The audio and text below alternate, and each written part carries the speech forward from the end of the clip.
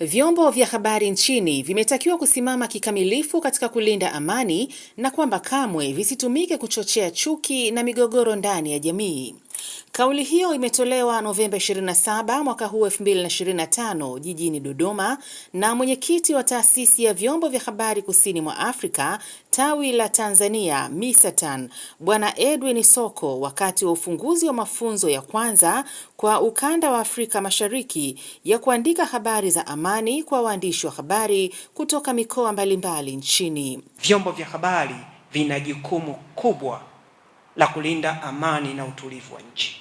Vyombo vya habari ni nyenzo kubwa ya usalama wa taifa lolote.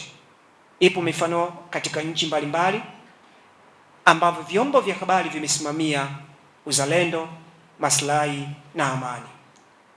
Hata sisi leo hii wanachama wa MISA Tanzania na waandishi wa habari wote tupo imara, hatutakubali kuchonganishwa na mtu yoyote baina ya vyombo vya habari na wananchi.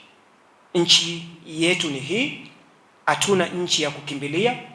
Jukumu letu ni kutazama way forward, wapi tutakapoelekea, sio kuleta marumbano ya wapi tulipojikwaa.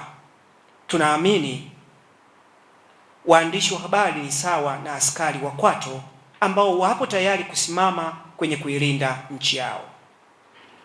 Kwa kuzingatia hilo, mafunzo ya leo yanawaleta kwa pamoja waandishi wa habari 100 ambao lengo letu lililenga kwenda kuzalisha habari za amani takribani habari 1000 kupitia wastani wa kila mwandishi kuandika habari 10. Ndugu mgeni rasmi, mafunzo haya ya peace journalism ni ya kwanza kufanyika katika nchi yetu ya Tanzania na Afrika ya Mashariki. Huenda tulikuwa tunaishi katika nadharia ya kutotaka kujikumbusha kwamba kama vyombo vya habari tulikuwa tuna wajibu wa kupitishana. Kwa sababu hiyo, amesema mafunzo hayo yataongeza uelewa kwa waandishi wa habari katika kuepuka uandishi wa habari za uchochezi na kuongeza migogoro inayoweza kuhatarisha amani ya nchi. Moja, mafunzo haya yataweza kuongeza weledi na uelewa kwa waandishi wa habari kuhusu uandishi unaochochea amani. Kwa hiyo tunavisihi vyombo vya habari vifanye kazi kwa weledi katika nyanja zote. La pili ni kupunguza taarifa zenye uchochezi, upotoshaji au zinazoongeza migogoro. Chonde chonde, waandishi wetu wa habari tuandike habari zinazoepuka taarifa za uchochezi, upotoshaji na kuongeza mgogoro. Ndugu mgeni rasmi, faida ya tatu ni kujenga uwezo wa kuchambua ripoti za migogoro kwa mtazamo wa kuleta suluhisho. Uandishi wa suluhisho, solution journalism. Leo waandishi hawa tunawaomba waende wakaandike habari zenye kuleta suluhisho na sio kuchochea mgogoro. Lakini faida nyingine ni kuimarisha umoja, amani na mshikamano wa taifa. Na kwenye hili MISA Tanzania tunaunga mkono kauli ya Mheshimiwa Rais wetu mpendwa wetu Mama Samia Suluhu aliposema ni wakati wa kujenga umoja, mshikamano na upendo. MISA tunasimama kwa ajili ya upendo wa taifa hili. Vile vile mafunzo haya yatahimiza maadili, uadilifu na uwajibikaji. Kwanza ni kweli pasipo amani hakuna kitakachoweza kuendelea. Kwa na sisi kama waandishi tunao mchango mkubwa sana wa kuhakikisha kwamba tunakuwa sehemu ya kuleta amani. Ya 2050 imeelekeza vizuri sana. Dhamira kubwa ya dira hiyo ni kujenga taifa lenye mshikamano, inclusive society. Huwezi kujenga taifa lenye mshikamano kama nchi imegawanyika kwenye vipande. Tunayo fursa hiyo sasa ya kuliunganisha taifa, kwa sababu sisi, Mheshimiwa mgeni rasmi, we are impartial. Uandishi wetu hauegemei chama chochote.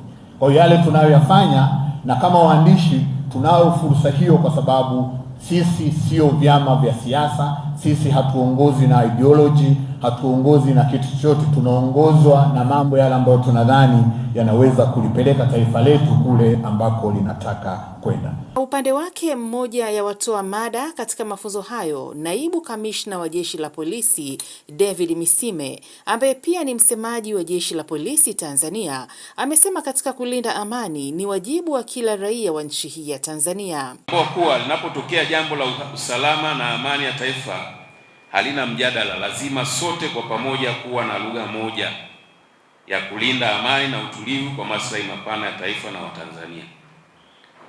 Kiomba nyi kama wana misa tani, ili jamaa tulivalie njuga. Linapotokea swala la kulinda umoja wa taifa letu, usalama wa taifa letu, amani ya taifa letu, tuwe na lugha moja, sio lugha tatanishi. Hizo lugha tatanishi zimetufikisha mahali ambapo sio pazuri, na watu kwa vile wale wachochee wanaotumia mitandao vibaya, kwa sababu wameshatujua weakness yetu na wanapitia kule. Sasa nyinyi mna uwezo mkubwa wa kuelimisha watu, kuhamasisha watu kutambua kwamba linapotokea swala la usalama wa nchi yetu, amani ya nchi yetu, kulinda taifa letu ni letu sote. Lakini mwandishi wa habari, unatakiwa usikuze kauli za wanaotumia lugha za chuki, uchonganishi na za kujenga uhasama. Akifungua mafunzo hayo kwa niaba ya Waziri wa Mambo ya Ndani ya Nchi, Naibu Waziri wa wizara hiyo Mheshimiwa Dennis Lazaro ameipongeza MISA Tanzania kwa kufanya utafiti na kubaini umuhimu wa mafunzo hayo kwa waandishi wa habari hivi sasa nchini. Naipongeza sana MISA Tanzania kwa utafiti ambao mmefanya na kuibua changamoto za namna habari ya amani zinavyoripotiwa. Tukio la Oktoba 29 ni funzo kwetu wote, sisi serikalini, nyinyi wanahabari na jamii nzima kwa ujumla. Ni kweli uandishi wa habari una jukumu la kulinda amani, haki, utulivu na umoja wa kitaifa. Tunawashukuru sana kwa kutoa habari nyingi ambazo zinasisitiza umuhimu wa amani, ambapo viongozi wetu wa dini pamoja na jeshi la polisi walipata nafasi kwenye vyombo vyenu kuhubiri na kuhamasisha wananchi kuitunza amani hiyo. Kupitia mafunzo hayo, waandishi zaidi ya 100 ambao mmewaita hapa watakuwa chachu ya kuleta mabadiliko makubwa katika namna ya kuripoti habari zinazohusiana na migogoro, changamoto au matukio yanayoweza kusababisha taharuki.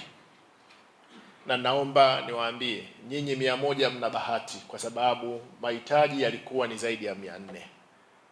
Ndugu yangu Soko amesema kwa sababu ya uhaba wa rasilimali ndio maana wameweza kualika nyinyi 100. Kwa hiyo tuna imani kwamba mafunzo haya hamtayachukulia poa. Mafunzo mtayotoka hapa, maafikiano ambayo mtafikia pamoja, hawa 300 ambao wamekosa fursa hii na wenyewe wataenda kunufaika kupitia kwenu. GMTV, Dodoma.